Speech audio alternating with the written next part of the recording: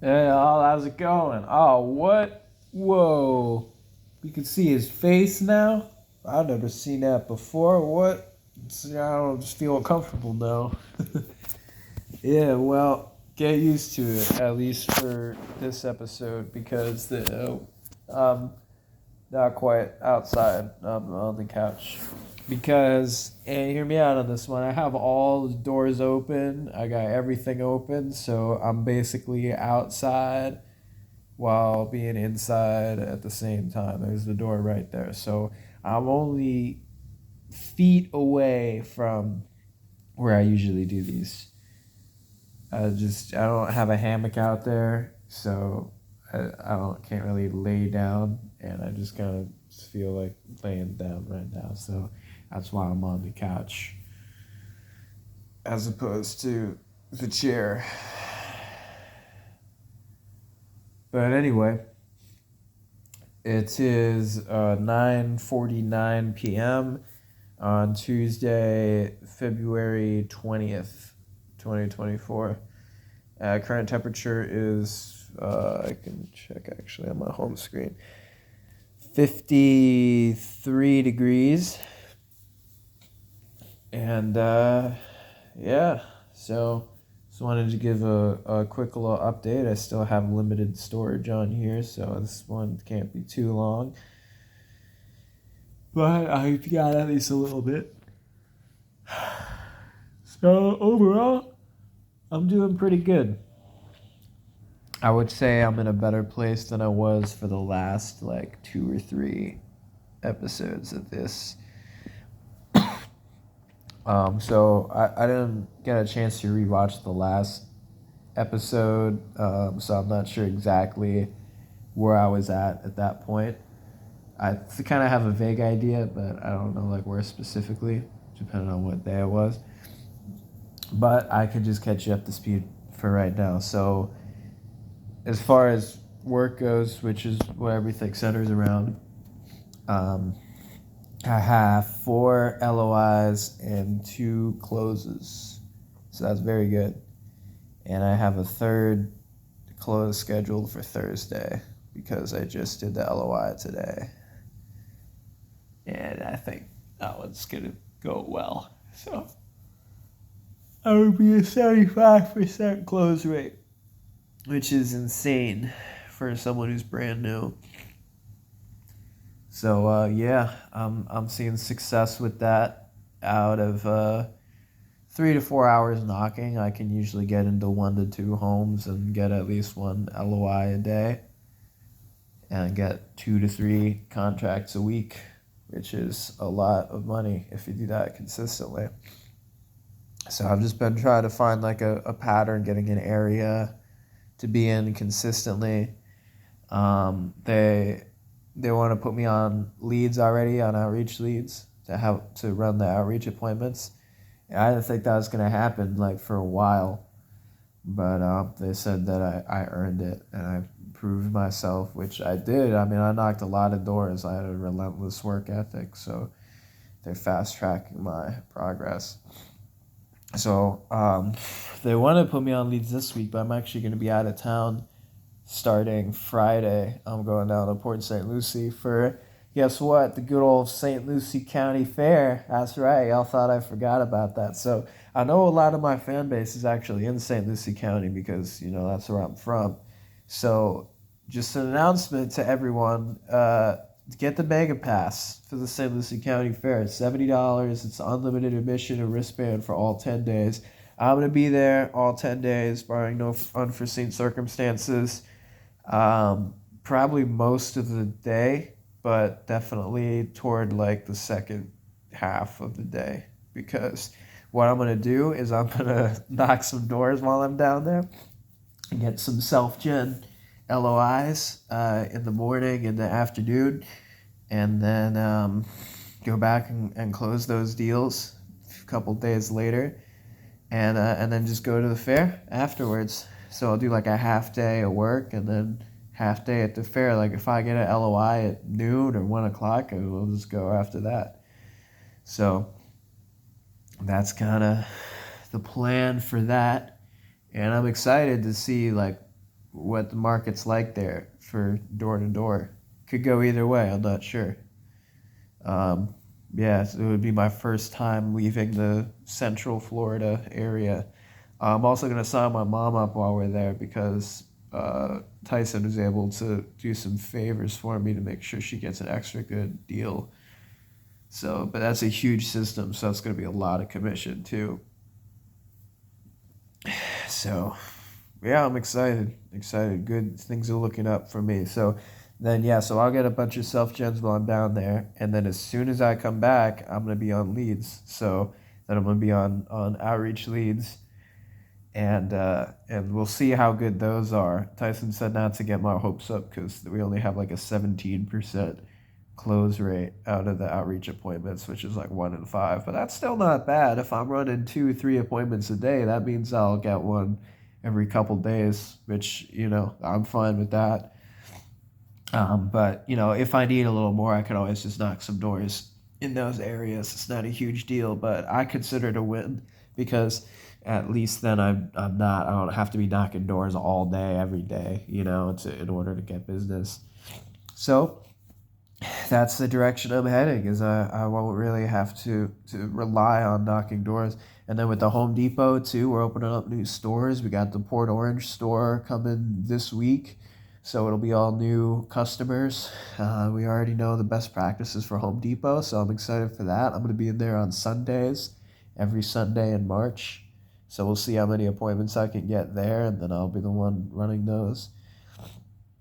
So, yeah, getting creative. We're going to have a booth. We're going to be doing events and like farmers markets and festivals and things like that. So that's another cool way to get appointments and get leads. So I'm excited. I'm running it up. I'm here for the foreseeable future. And yeah. So it hasn't quite hit my bank account yet because this is all like this week basically. So that's gonna be next week. So I'll start to see the money, but that'll be a game changer for sure. So when I come back from Port St. Lucie after the fair, I'll be on leads. That's probably also when I'm gonna download FL Studio, so that way when I come home every night, I'll just practice music for a couple hours, and yeah, just really start getting things to where I want them to be, because it does take, I do have to be successful, and if I'm being honest with myself, I do have to be successful in at least a few important areas of my life, and I need to have enough money to survive and to be able to actively grow, in order for me to pursue other endeavors. So once I have like a stable source of income and I have a job that I'm good at, that's when I feel better about experimenting with things outside of that. So I've just kind of had to put everything I had into perfecting my craft and getting really good at this new position in order to get everything else aligned. But now that's finally happening. But there was just no way when I was like in training that I was in any position, mostly mentally, because that's really just how my mind works. It's like I was just in overdrive, so I wasn't really able to like concentrate on anything else, and I just wasn't in a very good place. So it's like now that I'm building that up again, now I have that foundation. But yeah, what else has been going on? So February, I think the last one of these I did was like end of January. So like the last 3 weeks. Well, I'm putting more attention on my social presence and how I am perceived by others as well. That's the thing I've become aware of recently. I kind of always knew, like, some of the weird stuff I do, the like fidgetiness and the like overthinking and all that kind of stuff. And it's totally within my control. That's the part that people don't realize, and I didn't realize for a long time either. Is like I can choose not to do that, and then I'll just be fine. But what it is a result of me not being present in the moment. So what it is weird because like everybody I tell this to is confused. So I haven't met anyone that experiences the same thing yet. But whenever my mind wanders into other things and I'm not completely focused on what I'm doing that particular moment, then like my body just goes to autopilot, and I have these like nervous twitches and fidgetiness and stuff like that, and that's what people pick up on, and they're like psychologically inclined to be like repelled from it, and understandably so, because I get the same way too when I see people like that in public. I'm just not aware that that's how they're perceiving me because that's how I'm acting because I'm not paying attention, you know. And it's weird like how quickly that happens, because like even if I'm mostly focused on what I'm doing, I have to be completely focused on what I'm doing, and that's just a good practice in general, like to be in the moment, to be present, because you miss a lot of things if you're not, and I have, and that's part of a lot of my regrets are just like not picking up on things that I should have, missing opportunities, and just not fully processing things as they're happening. So that is within my control. I can choose to be focused on the moment and the circumstances, and that's what I'm trying to do now. So, so I'm trying to do that, and then also just to get out of my comfort zone when it comes to like talking to people.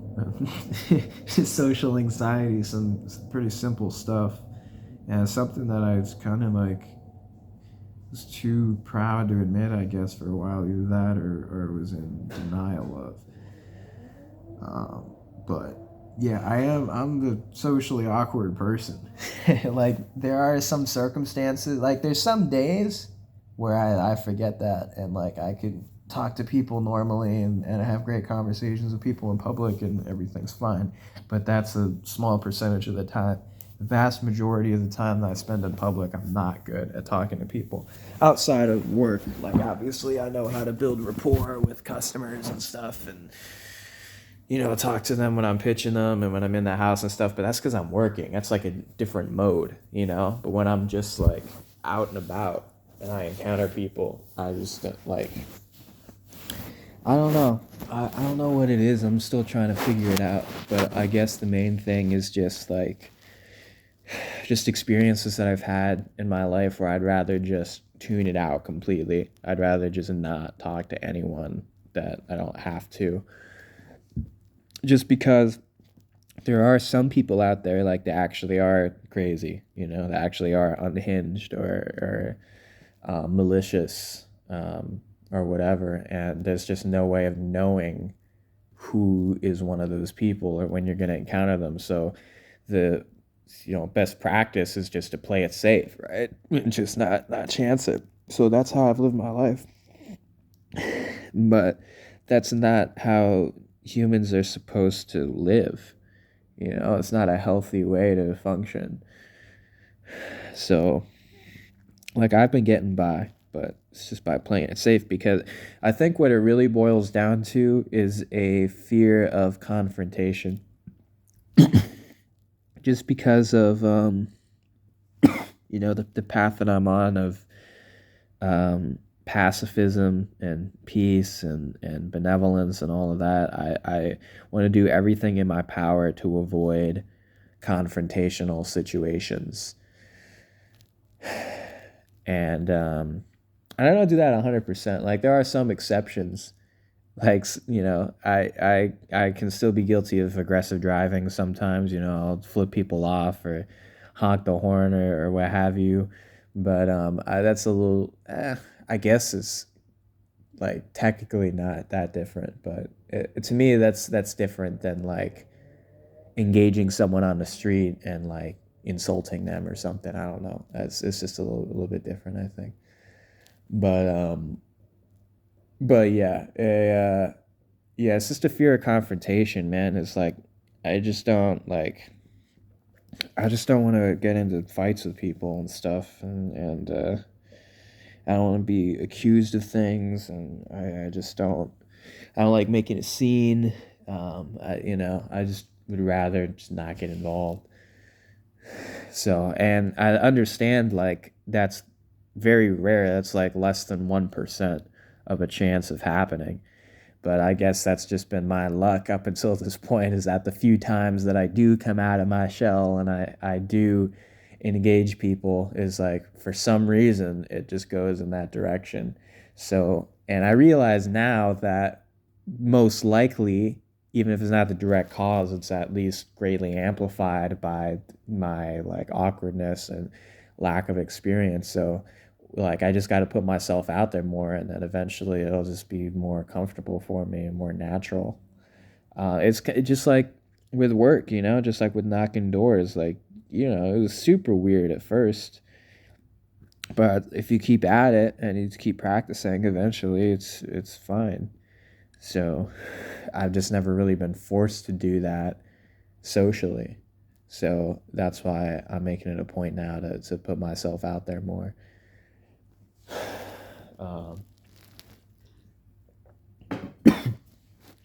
like last week, as I'm sure you're aware, last week was Valentine's Day. So this is really the first year that I've ever like gotten creative, because I've lived with my parents. I think last year I was on my own. I think I just worked all day. I didn't really think about it. But every year up until then, I was living with my parents. So it was just like a kid. It was just another day. And then actually, I think yeah, I think the last 2 years I was on my own, but I was just working all. Was working at Universal in 2022, and then I was knocking doors in 2023. So, but yeah, this is really the first year that like, well, I did work, but only until like 5 o'clock, 6 o'clock. So the whole evening I was just on my own, and it was like, okay, well, by myself, I don't really have any obligations. I have like a little bit of money. I feel all right. I'm trying to like put myself out there and try new things. So I looked up like singles events in the area, and most of them are either 21 plus, which for those of you that don't know, I'm still underage for another 2 months. Um, but they're either that or weren't actually singles events that are just for couples, or they just completely sucked and there's nothing that I was interested in. So I ended up finding this kava bar. It's relatively close to the one that I go to regularly, but it's a different one. And they claim to have a soiree, a Valentine's Day soiree. Yeah, it's open to the public, and it's like a mingle event. It's like 6 to 9 p.m. Singles welcome, mingle at the kava bar, and if you wear red, you get a free drink. So I was like, all right, that sounds cool. I mean, I like kava anyway, so I can just go there and just have a few drinks and check it out, hang out. Who knows? Maybe I'll meet some people. So I went there, and bro, as soon as I walked in, man, it's all couples. It was all couples. I was like, what the fuck? What is this?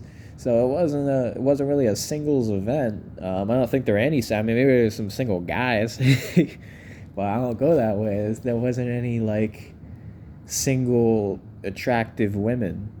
So I ended up getting this bucket of these canned kratom drinks, and because that was the best value. It was like $10 for one, or you can get a bucket of 6 for 30. So I went with the bucket, and I just sat there and I drank them all by myself one by one. I just downed them all 6 in like 20 minutes. Just by myself. I sat at the corner, and then that was it. And I kept scanning the room to see if anyone walked in or anyone new sat down or whatever, but no, it was all couples. So it's like, all right, well, at least I tried. And so I left there, and I was feeling pretty good from the kava, because that's one thing with kava and kratom and stuff, is that it loosens me up, and that's the main reason. That's why I found it so attractive over the years, is because like it just kind of like eases my mind. It just puts me in a better mood.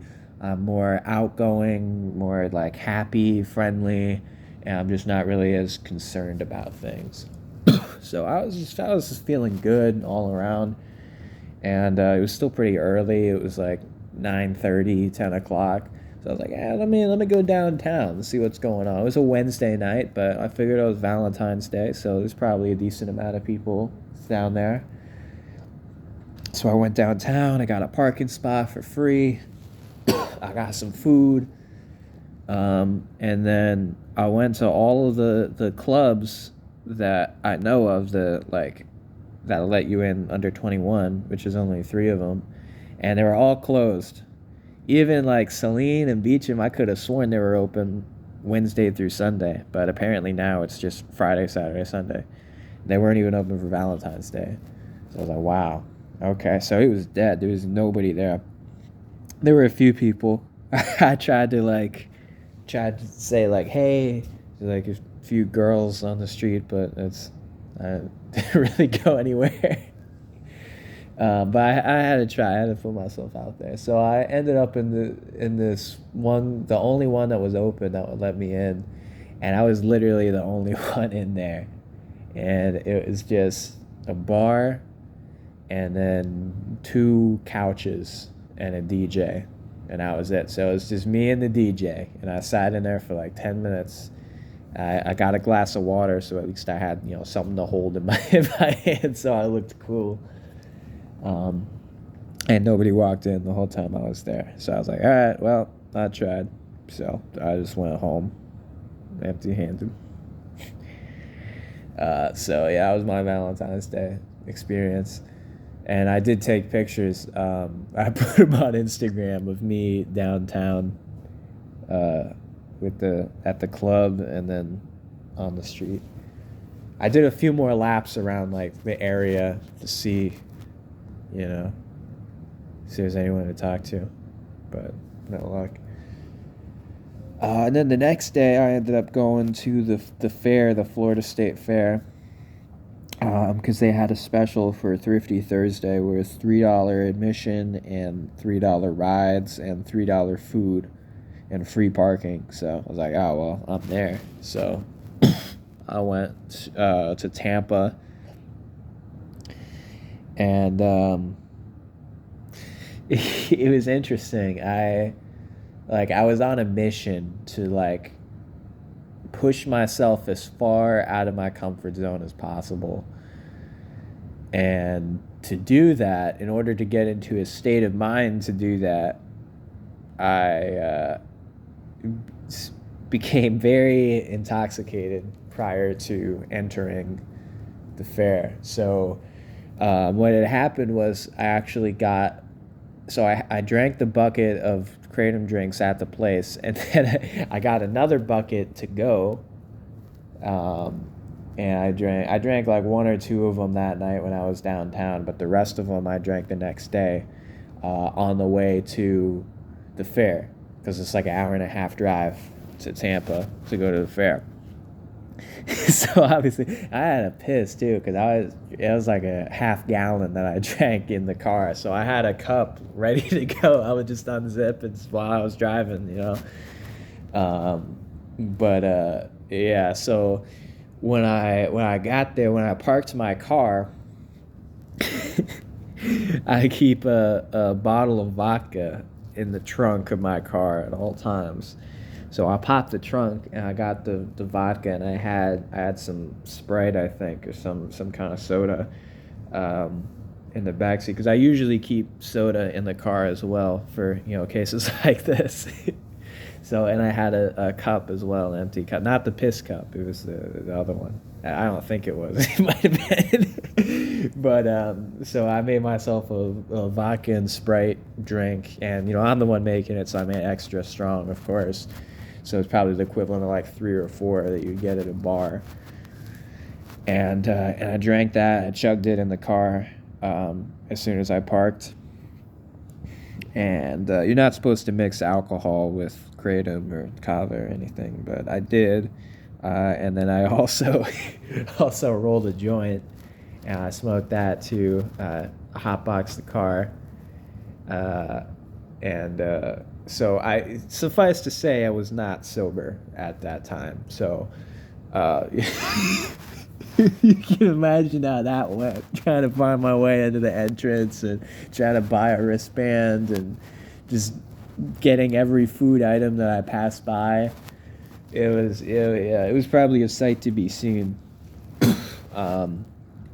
But so that actually worked against me because then I got so high and so drunk and so out of it that I wasn't able to socialize. So even though like the anxiety was gone, now I was just so far removed from reality that I couldn't have a coherent conversation. So I just went on all the rides by myself, and honestly, I didn't even really know what was going on most of the time. I just got a bunch of food. I checked my credit card statements afterwards, and I bought like $100 worth of food. I don't even know how that's possible, but because it was $3 items, right? So every stand had a $3 item. So every stand that I passed by, I would buy something. I would buy just one item for $3. So I guess I got so many $3 items, it was like $100. So that's a lot of food. Some of it was drinks though. Some of it was like a iced tea or a lemonade. I remember I got a coffee at one point at like 7 p.m. too, which I never do, just to try to sober up, because once I started coming down from the vodka, like I'd started to get irritated and like hungover, and then I started coming down from the weed too, and then like this. So the first half of my time at the fair, I was just blasted out of my gourd, and then the second half, I was like hungover and irritated. So I wasn't really able to have a whole lot of fun. Actually, no, the last little bit was all right because it was actually the sweet spot where like I was still feeling the alcohol a little bit because like my blood alcohol didn't go down to 0, and I was also eating a bunch of like sugary foods too, which also helped to like soften the crash. So I was still feeling the alcohol a little bit, but I was coming off of the weed. So I was like more coherent. And then this guy in front of me in line for one of the rides actually passed me this vape pen and had me take a hit of it. And it was actually, I don't know what was in it, but it was actually really good. It must have been like some really good weed. But yeah, it was good. So that had me feeling good. That combined with the residual, the alcohol, the last like hour that I was at the fair, I would say I actually did pretty good. But by then it was emptying out, so there wasn't a whole lot of people. But if I would have went downtown after that, it might have been better. But I was tired at that point. It was like 11 o'clock. I had to be at a meeting in the morning the next day, so I just went home. But so yeah, those two experiences made it like apparent to me that this isn't normal, and that I need to get over that, and it's within my control to get over it. I just need like to put myself out there more. But the lesson I learned from that last time is that I got to do that sober. I got to do it on my own, because otherwise it doesn't count. Because the same person that you are when you meet someone, if you're not the same person the next day, then it's not good. So it's like if I'm drunk or I'm high or something and I make a good impression on someone, then the next day when I'm sober, I'm not going to be able to maintain that facade, So I'd rather just be known for my true self. So that's where I'm at with that. So we'll see how it goes, but I'm trying some new things that will help me in that aspect. And I just got to remember who I am, man, because I kind of got away from that for a little bit, of like spirituality, because I mean, I never really get away from it, but I just haven't been prioritizing it as much because I've been so focused on like work and just trying to be stable. And now that I finally am becoming stable, I'm like diving even deeper into all of that and really unpack my mind and strengthen my spirit. So I think that's gonna help me with everything. So yeah, I actually just got off the phone with Brad too. I was talking to him for like an hour. He called me earlier in the day, but I was I was literally doing an LOI, so I called him back when I got home, and just talking to him like just takes me back to those times and all the stuff that he taught me. So it's just kind of put it back on my mind, like, oh yeah, I need to like reconnect with my inner self. So that's gonna help me with a lot of things. But yeah, I got about 3 minutes left here. It's telling me until I'm out of storage, so I gotta wrap it up. But yeah, so that's a little update on where I'm at. I'm trying to think if there's anything else more notable. No, I think I pretty much covered it all.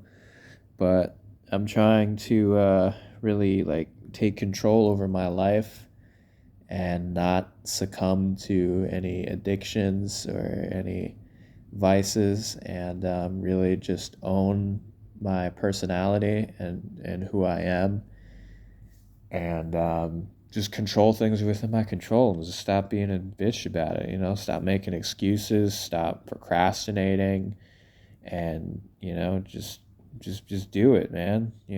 Just put myself out there and just get experience in and just see what happens. But it's only up from here. It's only growth. I'm not going backwards, I know that much. So I'm only going forwards, I'm only going up. So bigger and better things up ahead. So stay tuned. I'll keep you in the loop. But anyway, take care. Remember to be active in the comment section. I love reading comments.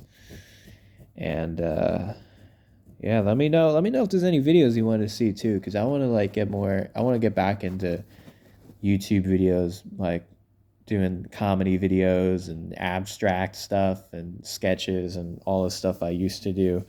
It's like I just don't like faking that. I probably could, but I'd be going through the motions, and I refuse to do that. All the content that I make out here is genuine. It's what I actually feel like making at the time.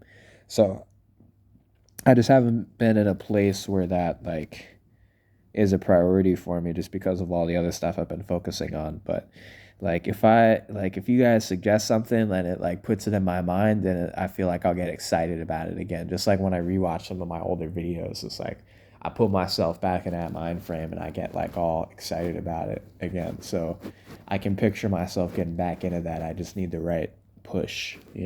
So if there's anything you want to see, let me know, and I'll see if I can make it happen. But all right, y'all. Well, until next time, take care, and yeah, see you in the next one.